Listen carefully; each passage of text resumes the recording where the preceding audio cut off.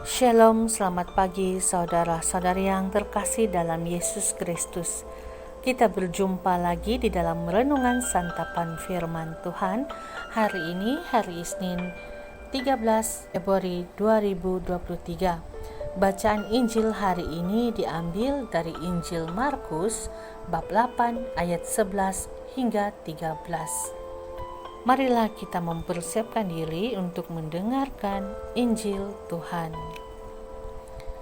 Sekali peristiwa, datanglah orang-orang Farisi dan bersoal jawab dengan Yesus untuk mencobai Dia. Mereka meminta daripadanya satu tanda dari syurga. Maka mengeluhlah ia dalam hatinya dan berkata, "Mengapa angkatan ini meminta tanda? Aku berkata kepadamu, sesungguhnya kepada angkatan ini sekali-kali tidak akan diberi tanda." Ia meninggalkan mereka, ia naik pula ke perahu dan bertolak ke seberang. Injil Tuhan. Terpujilah Kristus. Saudara-saudari, semakin manusia bertambah banyak, semakin berat dan banyak dosa yang dilakukan. Pada mulanya, dosa berkaitan tentang makanan, yaitu memakan buah pohon pengetahuan.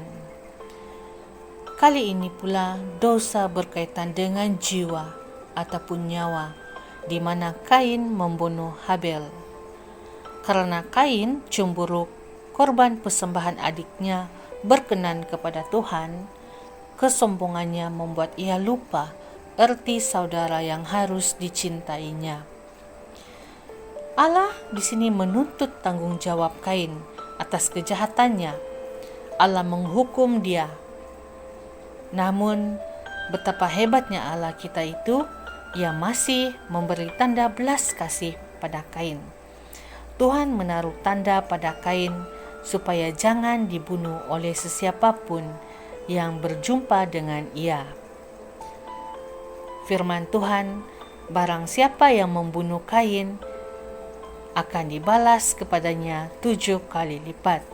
Sini kita boleh rujuk di dalam Kejadian bab 4 ayat 15. Nah, saudara-saudara yang terkasih, Allah juga pasti menuntut atau Dia klaim tanggung jawab atas perbuatan kita jika kita berbuat dosa, dan Allah akan menghukum kita. Tetapi saudara-saudari yang terkasih, Allah juga akan menarik kembali hukumnya apabila kita sungguh-sungguh bertobat. Nah, di sini kita sudah melihat tanda kasih Allah ada pada kita.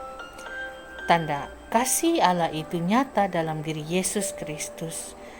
Ia selalu menaruh kasih kepada orang yang berdosa yang mau sungguh-sungguh bertobat. Antaranya seperti Zakius, Maria Magdalena, dan penyamun. Allah tidak menghukum mereka, melainkan mengampuni dosa-dosa dan menyelamatkan mereka. Saudara-saudara yang terkasih, Yesus adalah tanda penebusan bagi kita.